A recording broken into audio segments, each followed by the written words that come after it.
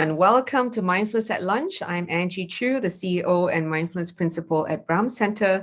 This is going to be the last session for me anyway, this week, as we are going to be concluding on the Mindfulness at Lunch series to support everyone in this period of heightened alert.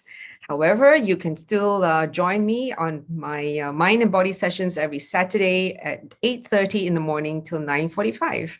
It's only a $20 commitment fee that you need to pay when you register online on Eventbrite. So I hope to see you there if I don't see you on these sessions in the future.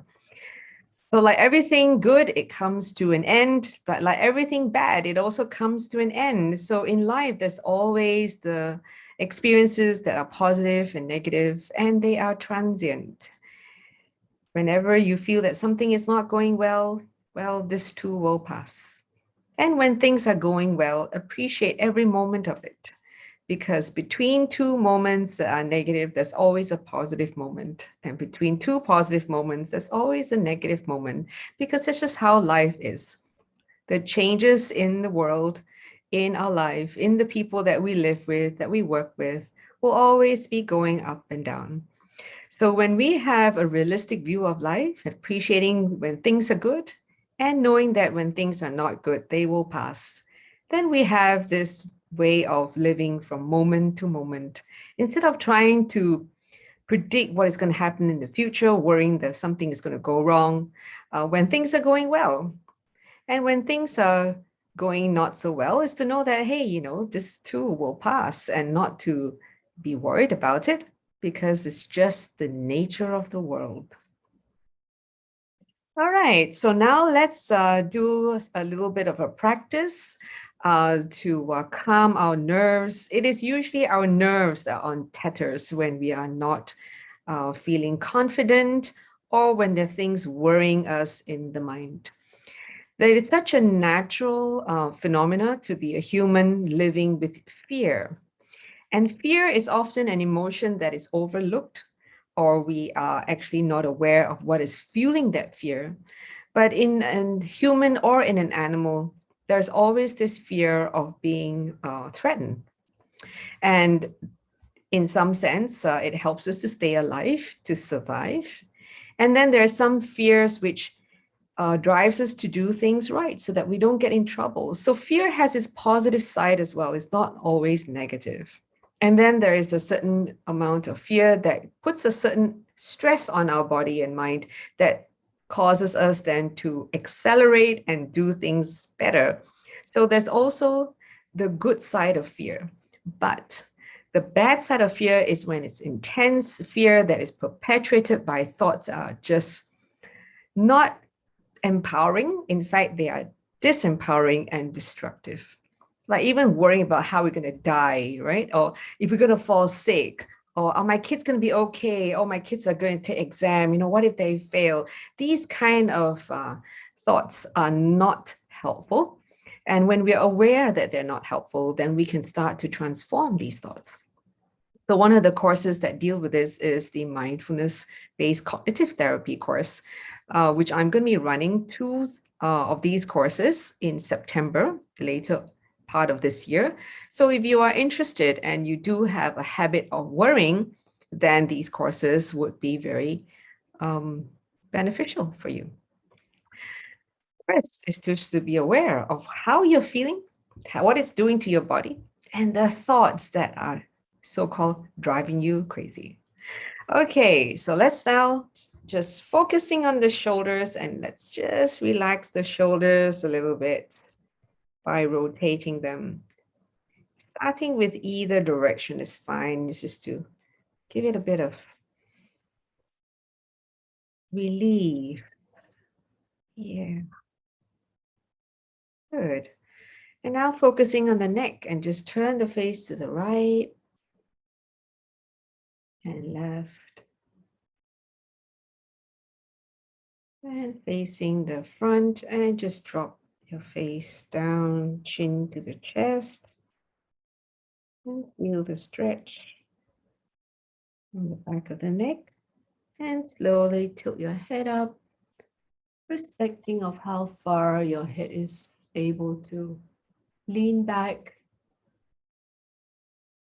and coming back to the front, dropping the head down and very gently rotate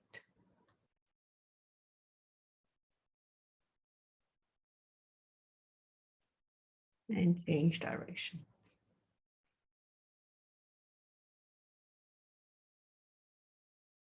Good. And now just place your hand on the back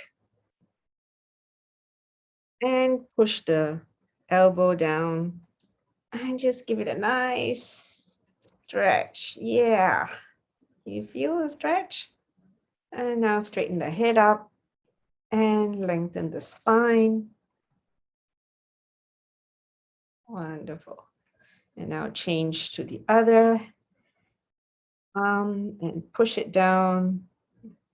My arms disappeared from the screen. There you go. Now you can see it. Happens when you use virtual background. And keep the head straight and sit upright and lengthen the spine.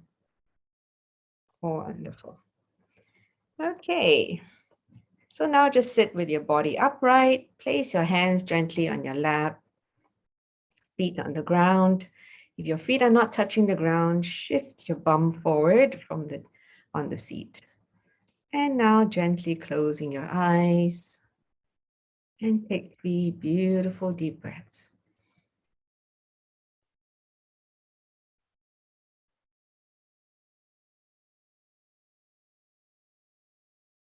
And feel the nourishment of the air, the oxygen permeating the entire body. And now dropping your focus onto your feet, moving your toes gently, the toes on the feet, the heels, standing up your legs, and sensing your bum on the seat, noticing the texture of the seat. Is it hard or soft, bumpy or smooth?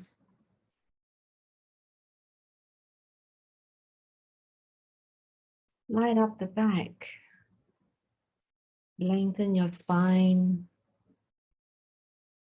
by allowing the back to be slightly arched.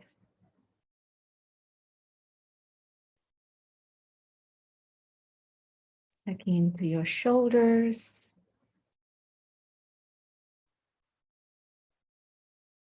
right down your arms into your hands,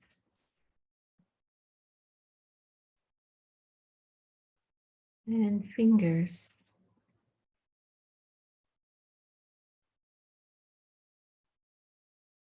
Now shifting the focus into your abdomen,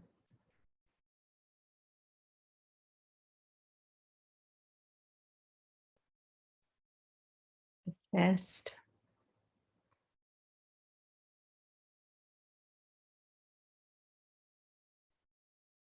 and neck.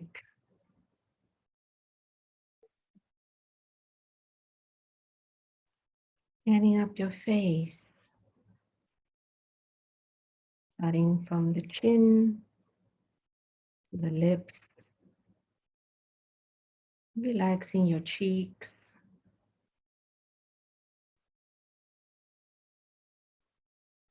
eyes,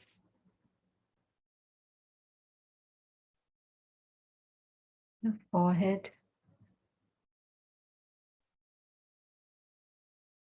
around your ears,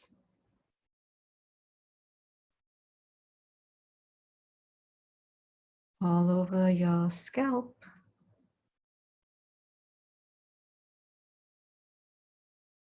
the back of the neck,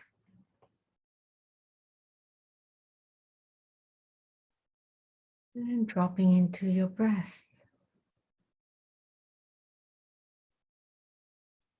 wherever you feel your breath is.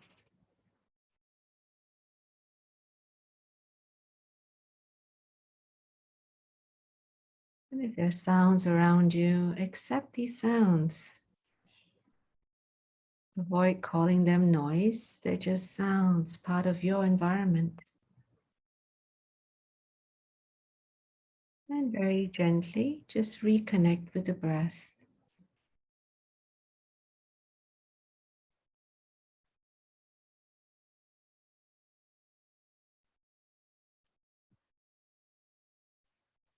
You notice thoughts in your mind, that's normal.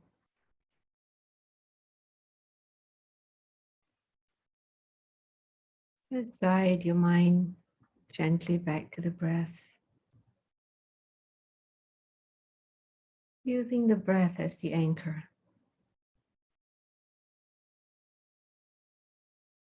If the breath doesn't work for you, focus on a finger or a toe.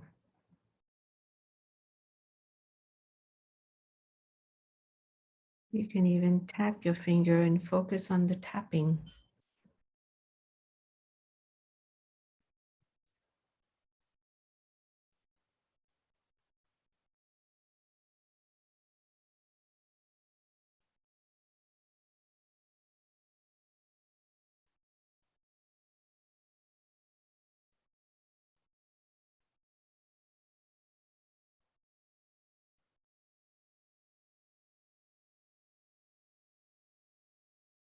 Just be aware of where your mind is. There's no need to quiet the mind. Just be aware of what's going on in the mind, to understand your mind and what could be fueling some of your emotions.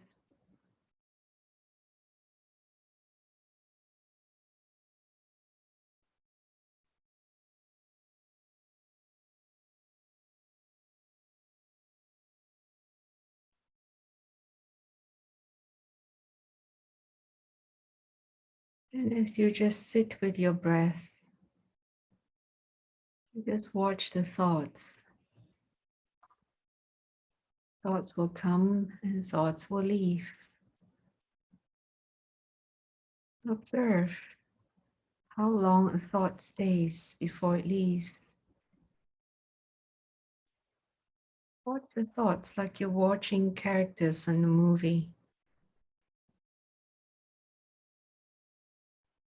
That's how you make peace with the thoughts.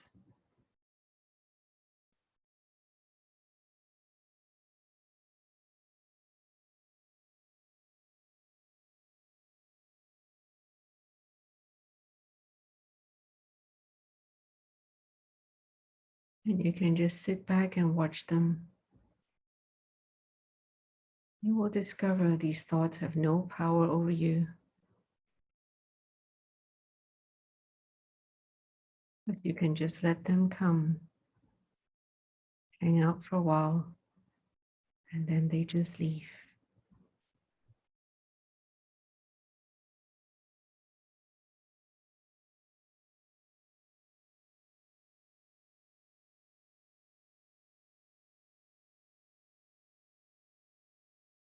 And this way you no longer fear your thoughts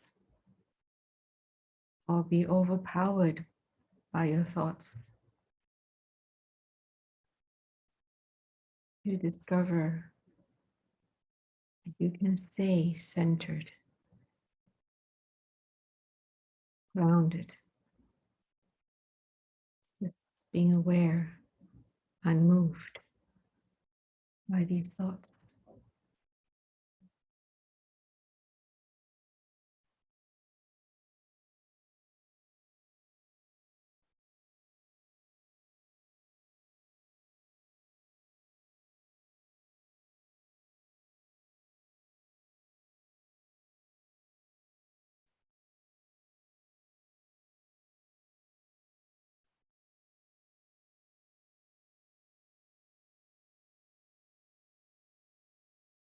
And now just focusing on 3 more beautiful breaths.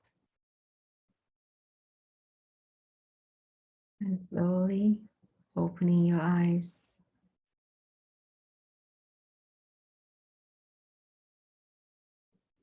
Okay, so how did that feel? I'd love to hear from you.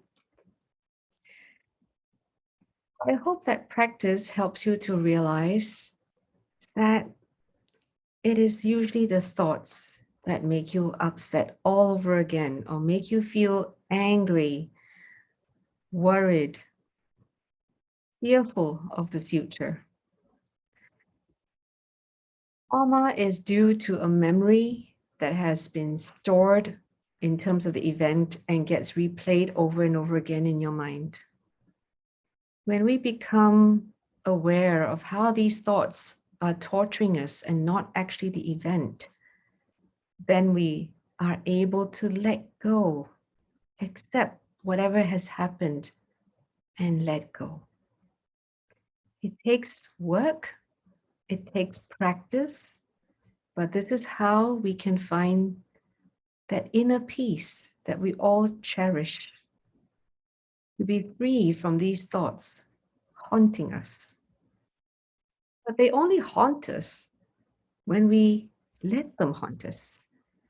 That means we keep engaging them when they appear in our mind.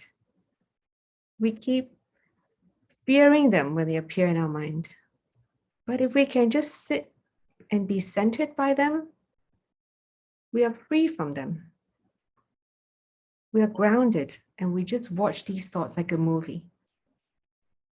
We don't get too fearful over something that's happening in a movie when we remember that, hey, it's just a movie. This is not real. And thoughts are not real. Whatever has happened, whether your marriage has broken down, whether you've lost your job, whether you have been jilted, you have been betrayed, whether you have lost money in the stock market, whatever may have happened has happened. And it's no longer that event that is causing you the repeated pain. Even if you lost a loved one, it is no longer the event, but it's the thoughts that keep recurring, thoughts of wanting something that you can't have. As they say, suffering is asking the world what it can't give you, to give you back time that has passed, to give you back someone that you've lost, to give you back your job that is gone. Whatever that may be, it is your thoughts of wanting what you can't have that is causing the torture. So in mindfulness practice, the practice of acceptance is not being resigned or a sense of giving up, but it's actually a liberation, accepting that it has happened. And now I'm going to focus my mind on how do I move forward? And that can happen when we let go of the past. Otherwise, fearful thoughts tend to arise. Fear of even what will happen in the future that we predict to be unpleasant. What else? We were living in the moment. We focus on creating positive moments, happy moments, by tasting whatever it is arising right in front of us. For example, if you're really listening to me and you're not thinking, are you unhappy? No, because you are present. But if you're no longer listening and your mind goes back to review what has happened, what your regrets are, what you wish you had done that you had not, then that is what gives you a lot of depressive feelings. So anxiety, depression are driven by thoughts. So first is not to fear these thoughts because they are just thoughts. They're passing through the mind and we let them go. And when we don't entertain them, these thoughts stop coming.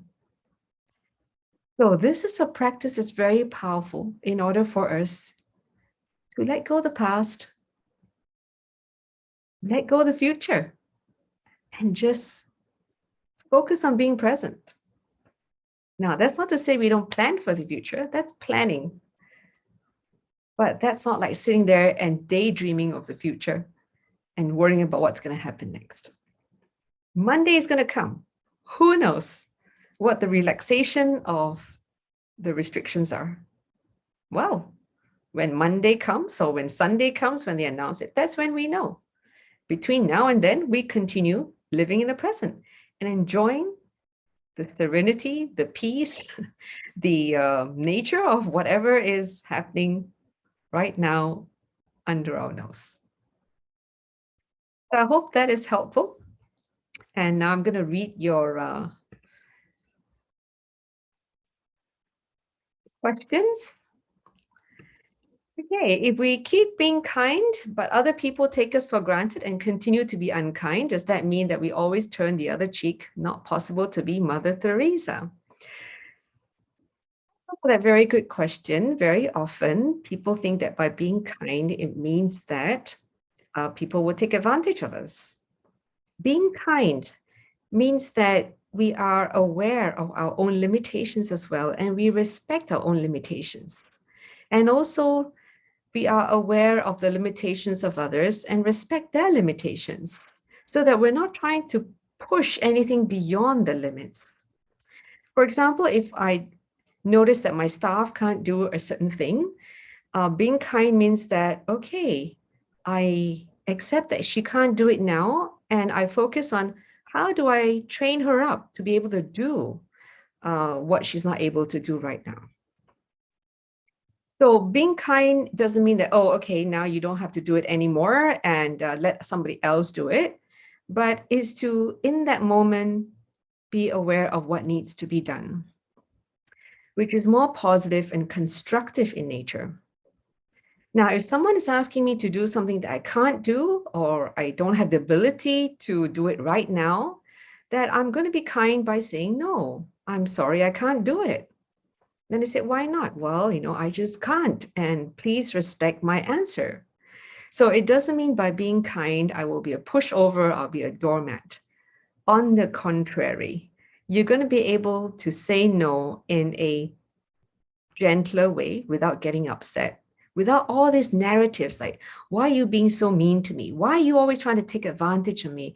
Why can't you see that I can't do it? Instead, just say, oh, sorry, I can't do it. And say, why not? Sorry, just can't. Yeah. And by being kind, I'm not even going to have to justify. Okay. I hope that helps. Okay, next question here. Saturday session register via the website. Yes, it's on Eventbrite. So I'm going to type the answer here for you that you can register it on Eventbrite. So the link, I've sent it up. I'm also going to send it through the chat. Okay. Next question here is, I can't control my fears every night before bed as fear of not being able to sleep. Yes. So that is very common, that when we fear the bed, we fear the experience that we're going to go through again of not being able to sleep and struggle with that is exactly what keeps us up at night. So doing body scan is very helpful when you're lying on the bed, and you have lots of audio tracks that you can choose from, some on our website, some on our YouTube channel, and even those from John Kabat-Zinn or Oxford University. There is a variety of them. So use the body scan to relax your body and mind when you lie down before going to sleep. There's also a mindfulness-based therapy for insomnia course starting next week, and I urge you to join that course if you are suffering from sleep challenges. Another question here. How do you say no to your boss if she wants to load you with more projects? Just say, no, I can't do it. I'm really sorry. My health is suffering, and I rather not fall sick or have a breakdown so that I can complete the projects I already have. So be vulnerable to share that, you really can't cope. And unless he or she is so inhumane, they would usually accept it. Or you can say, well, I can do this project if I am being relieved of another project. So offer solutions to how you can take on a new project. But saying no is being kind to yourself. It's also being kind to the organization in the long run, because they also become more aware of the limitations of the capacity that the organization has. I hope that helps.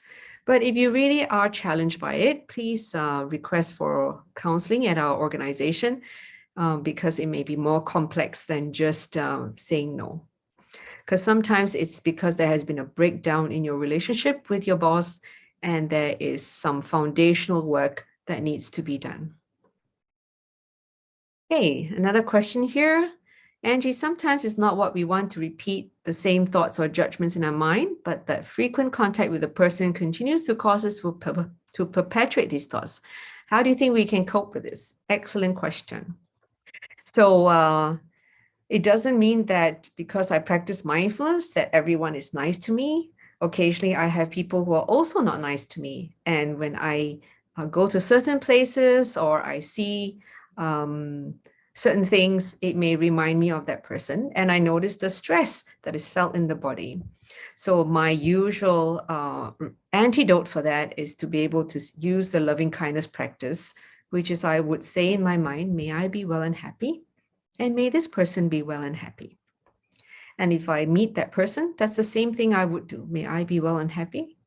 May you be well and happy in my mind. So this way, it helps to relieve the stress that the body is experiencing, and also makes us less aggressive and also defensive. And that way we can build a better relationship going forward. So I hope that helps. Okay, so last question here. Can you recommend a good book on mindfulness practice? Well, I would recommend you Dr. John Kabat-Zinn's book called Full Catastrophe Living. That is a very good book.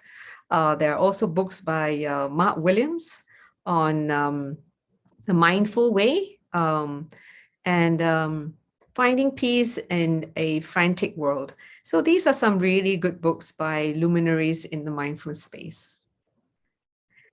So with that, I hope that the session has been useful, and I would love to see that you have all registered for the Asia Pacific Mindfulness Conference, and also sign up for courses that you have if you haven't, in order for you to really learn how mindfulness can help change your life for the better.